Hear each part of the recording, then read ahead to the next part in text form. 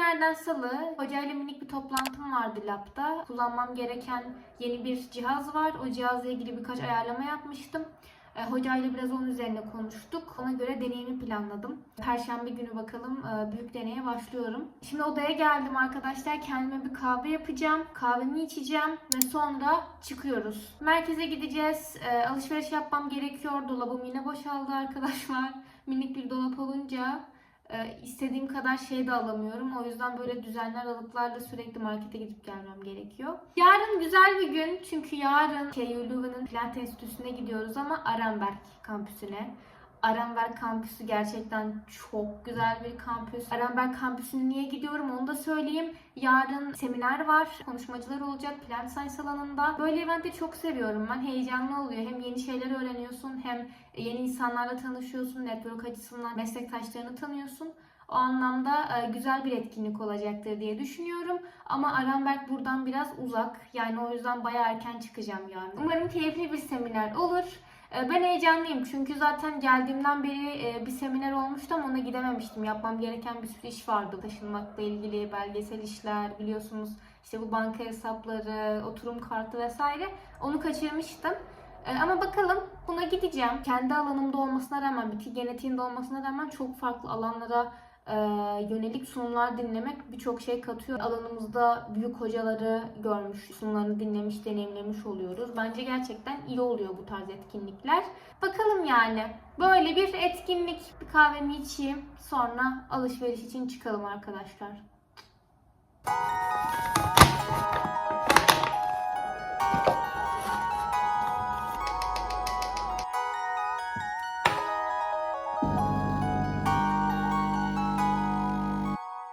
Şimdi çıktım evdenim. Hava o kadar güzel ki. Mutlu oldum. Uzun süre sonra güzel bir havada bisiklete bineceğim.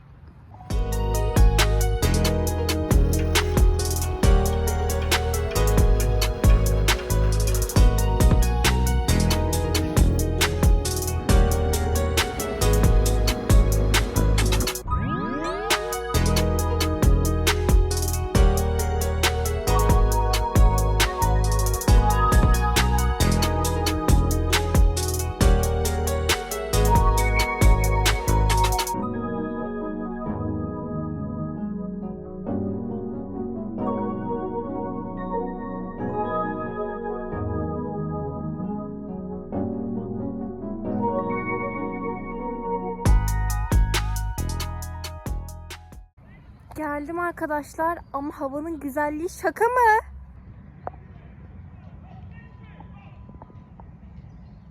Diyebilirsiniz Helin, hava güzel diyorsun da bu çok normal bir hava Türkiye'de. Ama arkadaşlar burada çok normal değil işte. Özellikle eğer bir haftadır sürekli kapalı havaya uyanıyorsanız ve yağmur yağıyorsa güneş görünce insan mutlu oluyor. Bugün de hava çok güzel. O yüzden tabii ki de size göstermek istedim yani bu gökyüzünü. O kadar yoruldum ki baygınlık geçireceğim.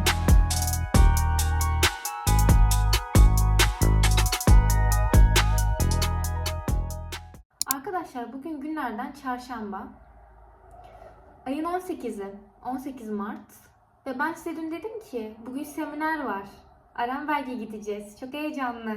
Değil mi? Böyle güzel güzel konuştum. Size dedim Arenberg'i gösteririm, seminer var falan. Normalde böyle şeyleri çok nadir yaparım. Lütfen yanlış anlaşılmasın. Seminer gününü karıştırmışım arkadaşlar. Arkadaşlar seminer 19'unda ve ben bu hafta haftalık planımı yaparken bütün her şeyimi çarşamba günü seminere gideceğim şeklinde planladım. Deneylerimi, rezervasyonlarımı, labla ilgili her şeyimi buna göre ayarladım. Ve 19'u bugün değilmiş, 19'u yarınmış. Minik bir gün karıştırması yaptım. Bu nedenle yarın seminere gidemeyeceğim ben. Çünkü benim yarın deneyim var. Deneyimi de erteleyemem şu anda. Son dakika çünkü erteleyemem deneyi de. Seminere gidemeyeceğim yani. Böyle saçma sapan bir şey yaptım. Ve bunu nasıl fark ettim biliyor musunuz? Ben bu sabah kalkıp böyle 8'de pıtı pıtı bayağı tren istasyonuna doğru yola çıkacaktım. Bayağı gidecektim oraya. Gece içime kurt düştü. Ya dedim bir sınıfa bakayım. Neredeymiş sunum sınıfı? Bir girdim maile. 19 Mart Perşembe. Allah'ım yarabbim. Ya fark etmeseydim ben bunu, ya ben gitseydim Arenberg kampüsüne, deselerdi ki yarın seminer, bugün seminer yok. Son dakikada olsa fark ettim ben bunu arkadaşlar. Yani çok iyi oldu şansıma. Gidip orada kala kalmak da vardı. İlginç bir gün oldu benim için. Neyse, ofise gidiyoruz.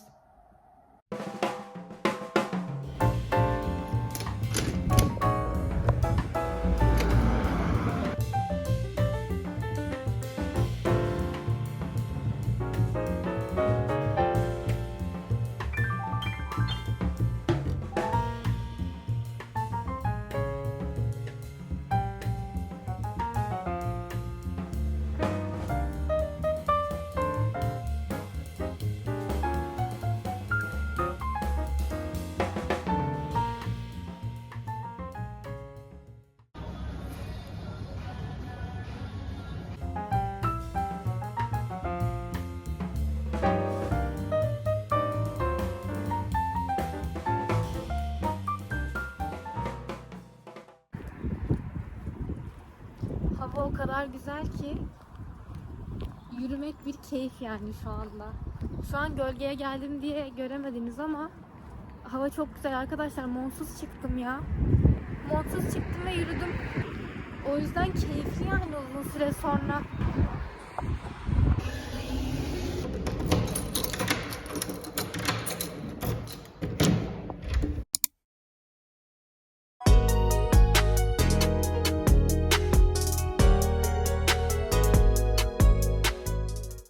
Arkadaşlar badminton'dan çıktık. O kadar yoruldum ki ama çok iyi hissettirdi. Çok uzun bir deney günüydü. Çok uzun ama şükür atlattık. Kıpkırmızıyım ya. Oh. Yeni kendime geliyorum. Arkadaşlar o kadar uzun bir deney günüydü ki. Sabah gittim. Ana deneyimin ilk denemesi. Daha önce bahsettiğimi bilmiyorum. Deneyim için yeni bir cihaz gelmişti.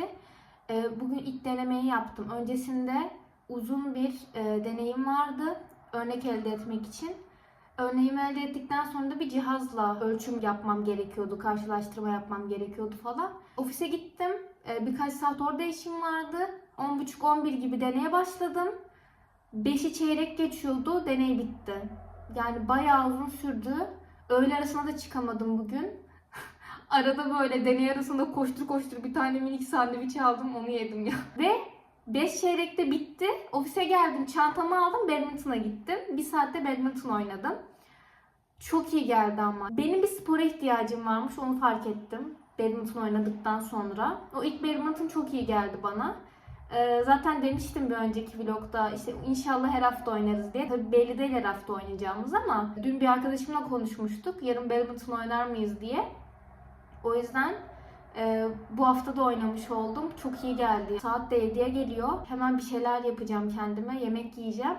Sonra da biraz dinlenirim artık bugün. Dizi falan izlerim. Çok yoruldum. Bir sonraki günde görüşürüz.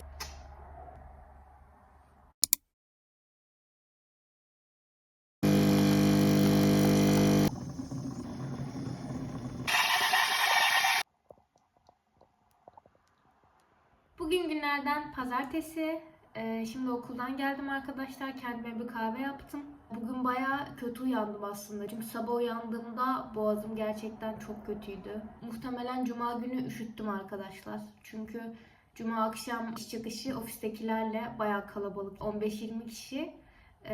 Merkezdeki bir pub'a gittik, oturduk, sohbet ettik falan. Bir arkadaşımızın doğum günü için. Doktordaki bir arkadaşımız da preliminary defense'ini başarıyla geçti, atlattı. Onun şerefine böyle dışarı çıkalım, bir şeyler içelim dedik. O kadar geç saate kadar kaldık ki ve full dışarıda oturduk. Hava çok soğuktu. İçimden dedim Allah'ım ne olur hasta olmayayım çünkü bayağı üşüdüm. Hissettim de biraz ama dedim neyse ya iyiyim, bir şey yok, hiçbir şey yok falan, kendimi böyle avuttum birazcık. Ertesi gün de sabah erken çıktım evden. Merkezdeki yerel markete gittim. Yine ofisten iki arkadaşımla ikinci el mağazasına gittik cumartesi günü de. Yine full dışarıdaydım, hiç dinlenmedim falan. Pazar günü sabah uyandığımda zaten böyle bir şey hissediyordum hani. Bugün hiçbir yere çıkma, bugün bütün gün yat enerjisindeydim ki öyle de yaptım. Yutkunamayarak uyandım sabah. Ve dedim tamam, başlıyoruz. Hasta oluyorum. Hiç bugün kendimi hastaymış gibi görmeyerek günümü geçirmeye çalıştım ama gerçekten boğazım acı çekerek konuşuyorum. Gün içinde çay falan içtim hep.